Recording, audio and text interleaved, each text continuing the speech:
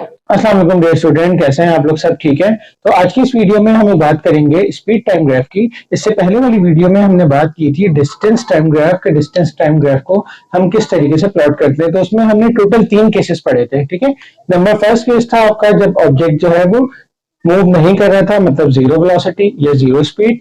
Number second case था constant speed और number third case था वेरिएबल स्पीड। इसी तरीके से आज की इस वीडियो में भी, आज के इस लेक्चर में भी, आज के इस ग्राफ में भी हम इसी तरीके से 3 केसेस पढ़ेंगे। ठीक है, ये 3 केसेस तो हैं, लेकिन जो सेकंड केस है वो 2 हिस्सों में डिवाइड है। हम इसको स्टार्ट करते हैं, उसके बाद आहिस्ता आहिस्ता सीखते हैं कि क्या होता है स्पीड टाइम ग्राफ। सबसे पहले अगर स्पीड टाइम ग्राफ की बात करूं, तो स्पीड टाइम ग्राफ हो या डिस्टेंस टाइम ग्राफ हो, दोनों के दोनों हमें क्या बताते हैं? हमें हेल्प करते हैं to study the motion of object. ठीक है, to study the motion of object. हम ऑब्जेक्ट के मोशन को इन ग्राफ के जरिए स्टडी कर सकते हैं। अब मोशन को स्टडी करने से मुराद ये है कि हम इसके जरिए किसी भी ऑब्जेक्ट का क्या क्या निकाल सकते हैं। हम उसका डिस्प्लेसमेंट निकाल सकते हैं। ठीक है, डेफिनेशन आपको बुक में मिल जाएंगी। डिस्प्लेसमेंट या डिस्टेंस निकाल सकते हैं। इसके अलावा हम वेलोसिटी निकाल सकते हैं या फिर हम एक्सीलरेशन निकाल सकते हैं। तो ये तीनों चीजें हम इन ग्राफ के जरिए फाइंड आउट कर सकते हैं। ठीक है, तो जो हमें स्पीड टाइम ग्राफ पढ़ना है, जैसे कि हमने डिस्टेंस टाइम ग्राफ के लिए ऊपर लिया था कि ग्राफ जो है उसमें एक्स एक्सिस होता है, वाई एक्सिस होता है। एक्स एक्सिस के ऊपर हम इंडिपेंडेंट वेरिएबल को लेते हैं या इंडिपेंडेंट क्वांटिटी को लेते हैं, और इसी तरीके से वाई एक्सिस के ऊपर हम डिपेंडेंट क्वांटिटी को लेते हैं। तो अगर बात की जाए स्पीड और टाइम के दरमियान, तो स्पीड और टाइम के दरमियान भी टाइम जो है वो डिपेंडेंट क्वांटिटी नहीं है, ये एक इंडिपेंडेंट क्वांटिटी है। ठीक है, ये स्पीड के ऊपर वेरी नहीं करता, डिपेंड नहीं करता। ठीक है, तो इसीलिए हम टाइम को इस वाली केस में भी इस पे लेंगे एक्स एक्सिस पे, और टाइम किसमें होगा? सेकंड्स में। ठीक है, जबकि स्पीड या वेलोसिटी जो है हमारी वो आएगी मीटर पर सेकंड के अंदर और वाई एक्सिस के ऊपर। ठीक है, तो ये सारे केसेस में यही होगा। अब मैं यहाँ पर मीटर पर सेकंड लिख रहा हूँ, आप लोगों ने समझ जाना है। ठीक है, सेकंड, इसी तरीके से यहां पर भी सेकंड और मीटर पर सेकंड। ठीक है, अच्छा जी, जब हम वहां पर बात कर रहे थे डिस्टेंस टाइम ग्राफ के अंदर, तो वहां पर जो स्लोप आ रहा था, मैंने बताया था ना, स्लोप क्या होता है? जो भी हमें रिजल्ट मिलता है ग्राफ के ऊपर वो कहलाता है स्लोप। तो स्लोप का जो फॉर्मूला होता था, वो स्लोप का फॉर्मूला बराबर होता था y ओवर एक्स क्यूब, यानी कि जो y के ऊपर वैल्यू है y एक्सेस वाली डिवाइडेड बाय x वाली। तो उसके जरिए हमें क्या निकल रहा था? जब डिस्टेंस और टाइम हम कर रहे थे तो हमारे पास रिजल्ट आ रहा था वेलोसिटी का या फिर स्पीड का। ठीक है, अब इस केस में जब हम स्पीड और टाइम पढ़ रहे हैं, तो y की जगह, डिस्टेंस की जगह यहां पर आ जाएगा v, या फिर स्पीड या फिर वेलोसिटी। तो जब वेलोसिटी के अंदर हम रेट ऑफ चेंज पढ़ते हैं, तो फिर वो वेलोसिटी इटसेल्फ नहीं होता, बल्कि क्या हो जाता है? एक्सीलरेशन। तो इसका मतलब जो हम स्पीड टाइम ग्राफ के अंदर स्लोप निकालेंगे, तो वो स्लोप बेसिकली हमारा क्या होगा? वो हमारा एक्सीलरेशन होगा। ठीक है, तो हमें यहाँ पर 3 केसेस पढ़ने हैं। नंबर फर्स्ट केस है आपके पास when object is moving with constant speed. ठीक है, विथ कांस्टेंट स्पीड। तो इस बात को हम और क्या कह सकते हैं कि जब कांस्टेंट स्पीड है या कांस्टेंट वेलोसिटी है, तो इसका मतलब रेट ऑफ चेंज नहीं हो रहा। जब रेट ऑफ चेंज नहीं हो रहा, तो इसका मतलब एक्सेलरेशन क्या है? एक्सेलरेशन क्या है बच्चों?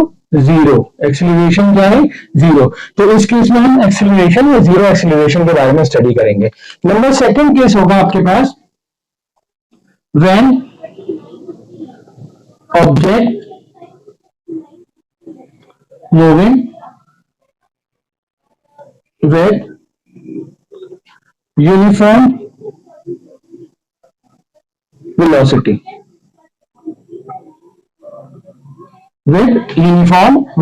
ठीक है। और नंबर थर्ड होगा हमारे पास when object moving with non-uniform velocity। ठीक है, इन दोनों केसेस में हमारे पास जो आंसर आएगा वो एक्सेलरेशन आएगा, क्योंकि जब वेलोसिटी के अंदर चेंज आएगा, इसके अंदर वेलोसिटी के अंदर चेंज आएगा। देखिए कांस्टेंट और यूनिफॉर्म में फर्क है। कांस्टेंट का मतलब होता है कि एक ही जगह पर डिस्टेंस जो है वो ट्रेवल कर रहा है, स्पीड के साथ मूव कर रहा है। लेकिन यूनिफॉर्म वेलोसिटी का मतलब क्या है कि वो इक्वल इंटरवल ऑफ टाइम में इक्वल क्या कर रहा है, स्पीड कवर कर रहा है या डिस्टेंस कवर कर रहा है। तो उस सूरत में हमारे पास क्या आएगा, यूनिफॉर्म वेलोसिटी आएगी। ठीक है, तो हम दोनों केसेस में यहाँ पर एक्सेलरेशन को स्टडी करेंगे। अब एक्सेलरेशन यहाँ पर पॉजिटिव भी हो सकता है, नेगेटिव भी हो सकता है, इसको स्टडी करके। और इस केस में तो जाहिर बात है आपके सामने लिखा है नॉन यूनिफॉर्म में वेलोसिटी चेंज हो रही है, तो आपको समझ आ गया होगा। ठीक है, अब देखिए बात करते हैं हमारे पास फर्स्ट केस की। तो हम जरा प्लॉटिंग कर लेते हैं सबसे पहले। कि जब प्लॉटिंग की बात की जाती है तो हम यहाँ ले लेते हैं 1 2 3 4 सेकेंड। ठीक है, यहाँ पर 2 मीटर सेकेंड, 4 6 8। ठीक है, अच्छा जी, सेम 1 2 3 4 2 4 6 8, 1 2 3 4 2 4 6 8। ठीक है जी। अच्छा जी, बात करते हैं सबसे पहले वाले ग्राफ की। When object is moving with constant speed. तो जब कोई ऑब्जेक्ट कांस्टेंट स्पीड के साथ मूव कर रहा है तो इसका मतलब उसकी स्पीड लेट सपोज 6 है, लेट सपोज उसकी स्पीड 6 मीटर पर सेकंड है, तो वो 6 मीटर पर सेकंड रहेगी थ्रू आउट द मोशन। ठीक है, यानी कि जितना जैसे जैसे टाइम इंटरवल बढ़ रहा होगा इसकी स्पीड भी क्या हो रही होगी, कांस्टेंट रही होगी। ठीक है, बढ़ नहीं रही। तो जब कांस्टेंट स्पीड है, स्पीड बढ़ नहीं रही, तो इसका मतलब एक्सीलरेशन जीरो है। क्यों? क्योंकि वेलोसिटी के अंदर चेंज नहीं आ रहा। तो this is called object is moving with constant speed. ठीक है, तो हमारे पास इस किस्म का कोई ग्राफ आता है जो कि एक्स एक्सिस के क्या होता है, पैरेलल होता है। ठीक है, तो इन दिस केस जो हमें ग्राफ मिल रहा है वो मिल रही है क्या, स्ट्रेट लाइन। क्या मिल रही है, स्ट्रेट लाइन। और ये स्ट्रेट लाइन क्या है, पैरेलल टू एक्स एक्सिस है। किसके है, पैरेलल टू एक्स एक्सिस। ये इक्वल्स टू नहीं, पैरेलल का निशान है, तो पैरेलल टू एक्स एक्सिस है। ठीक है, अच्छा जी, अब दूसरी बात ये है कि स्पीड और टाइम ग्राफ के जरिए हम एक्सीलरेशन तो निकालते हैं बाय यूजिंग स्लोप फॉर्मूला, लेकिन उसके साथ साथ हम जो है वो डिस्टेंस भी निकाल सकते हैं। तो सबसे पहले हम स्लोप निकाल के एक्सीलरेशन निकालते हैं इसका। ठीक है, तो एक्सीलरेशन निकालने के लिए क्या होगा, स्लोप बराबर है v ओवर टी के। ठीक है, तो v हमारे पास कितना है 6, टाइम कितना है मिसाल के तौर पर 4, तो 4 डिवाइड बाई 6 हमारे पास आंसर आ गया 3/2। तो ये हो गया हमारे पास क्या, एक्सेलरेशन आ गया, डेसिमल में आ जाएगा। ठीक है, अच्छा अब इसके साथ साथ हम डिस्टेंस की बात करते हैं। तो देखें एरिया अंडर द कर्व या under the straight line, area under the straight line या अंडर द कर्व वो हमारा डिस्टेंस होगा। ठीक है, तो इसके लिए हम बात करेंगे कि हम यहाँ पर एक जो है वो परपेंडिकुलर गिराते हैं। तो ये एरिया पूरा क्या आ रहा है, इसके अंदर आ रहा है। किसके अंदर, इस स्ट्रेट लाइन के अंदर या इस कर्व के अंदर। तो ये एरिया बेसिकली है क्या, ये एरिया जो है वो एक रेक्टेंगल है। क्या है, ये एरिया एक रेक्टेंगल है।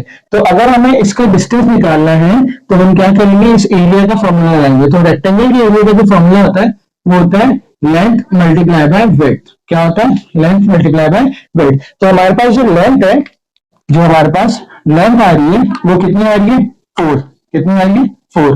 तो 4 को जब हम मल्टीप्लाई कर देंगे 6 से, इसकी कितनी है वेट 6, या हाइट क्या है, तो 6 4 जा 24। तो 24 मीटर जो है इसका क्या आ गया हमारे पास, एरिया आ गया।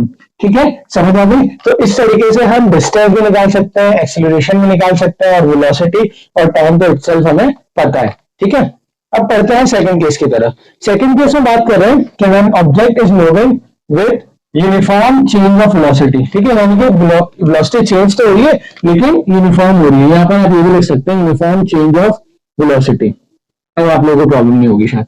ठीक है, अब इसका मतलब क्या है, इसका मतलब ये है, देखें मिसाल के तौर पर body equal interval of time में इक्वल स्पीड के साथ मूव कर रही है, यानी कि 1 मीटर पर सेकंड के अंदर, 1 सेकंड के अंदर इसने 2 मीटर पर सेकंड की स्पीड कैरी की। ठीक है, 2 सेकंड के अंदर 4 की, उसके बाद 3 के अंदर 6 की और 4 के अंदर 8 की। तो आप देख रहे हैं कि ये स्पीड जो है वो कांस्टेंट मूव कर रही है। कैसे, टाइम के अकॉर्डिंग, यानी कि 1 सेकंड के अंदर अगर 2 है तो 2 पे 4, 3 पे 6, यानी कि 1 सेकंड के अंदर 2 मीटर पर सेकंड की स्पीड के साथ ये वेरी कर रहा है। ठीक है, तो ये क्या है, एक uniform change of velocity show कर रहा है। क्या कर रहा है, uniform change of velocity show कर रहा है। तो अगर हम इसको ग्राफ को पॉइंट्स को मिलाते हैं तो हमारे पास एक स्ट्रेट लाइन आती है। ठीक है, हमारे पास एक स्ट्रेट लाइन आती है। ये स्ट्रेट लाइन शो कर रही है कि ऑब्जेक्ट जो है वो मूव कर रहा है यूनिफॉर्म चेंज ऑफ वेलोसिटी के साथ। ठीक है, अच्छा जी, एक तो बात ये हो गई। अब यहां पर आप देखें तो ये जो एक्सेलरेशन पैदा हो रहा है, ये एक्सेलरेशन कौन सा है? Positive acceleration. क्यों?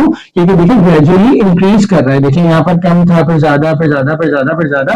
तो यहाँ पर जो एक्सेलरेशन है वो इंक्रीज कर रहा है। लेकिन इन अदर केस, एक तो केस ये हो गया आपके पास, ठीक है, आपको समझ आ गई। दूसरा केस ये होता है कि अगर वेलोसिटी आपके पास 1 मीटर पर सेकंड की थी, ठीक है, जीरो पे, यानी कि स्टार्ट ऑफ टाइम पे आपकी 1 मीटर पर सेकंड पे थी, ठीक है, फिर आहिस्ता आहिस्ता ग्रेजुअली आपकी 1 सेकंड के अंदर 2 मीटर जो है पर सेकंड गिरी, फिर 3 के अंदर 2 मीटर पर सेकंड गिरी, फिर 4 के अंदर 2 मीटर पर सेकंड गिरी।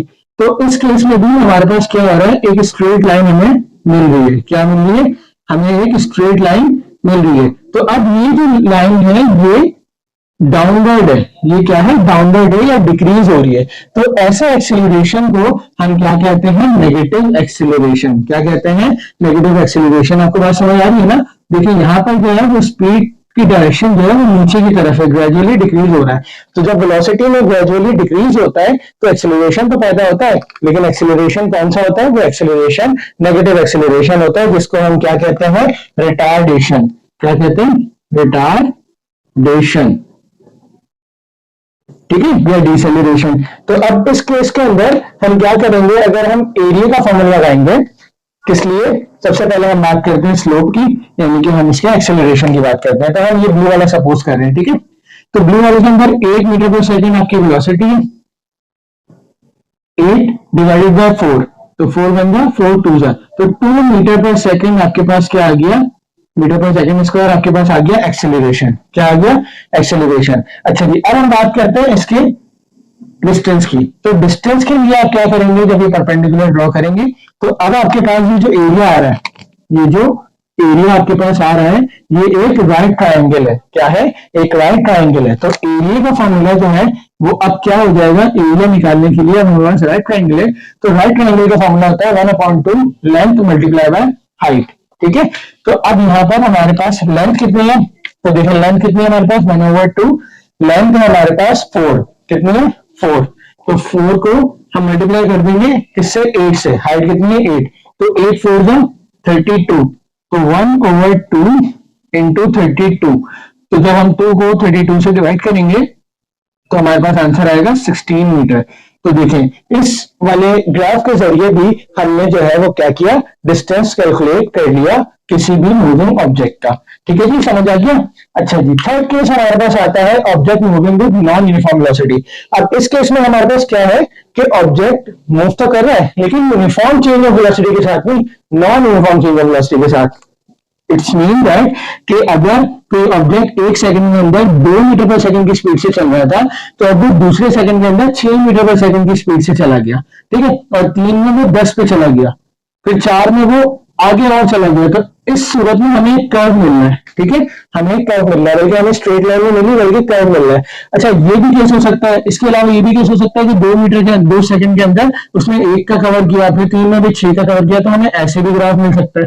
तो हमें वेरिएबल केस के अंदर मुख्तलिफ किस्म के ग्राफ या मुख्तलिफ किस्म के कर्व जो है वो मिलते हैं। ठीक है, तो इसको हमें इतना डिटेल में वैसे नहीं जाना, क्योंकि इसके अंदर जब हम डिस्टेंस की बात करेंगे तो डिस्टेंस के लिए हमें यहाँ पर जो शेप बनानी पड़ेगी, फिर उसके लिए हमें अलग से कंसिडरेशन करनी पड़ती है, इसलिए हमारी बुक में इसका इतना ज्यादा जिक्र नहीं है। बस आपको समझा रहा था मैं ये कि हमें जैसे ही जैसे मिसाल के तौर पर ये ग्राफ है ना, तो हम क्या करेंगे, इसका भी अगर डिस्टेंस निकालना है तो डिस्टेंस के लिए हम परपेंडिकुलर ड्रॉ करेंगे, फिर ये जो सरफेस जो शेप आएगी उसको हम देखेंगे कैसे हमें डिवाइड करना है मुख्तलिफ शेप्स के अंदर, फिर हम उसको एक एक करके एरिया निकालेंगे।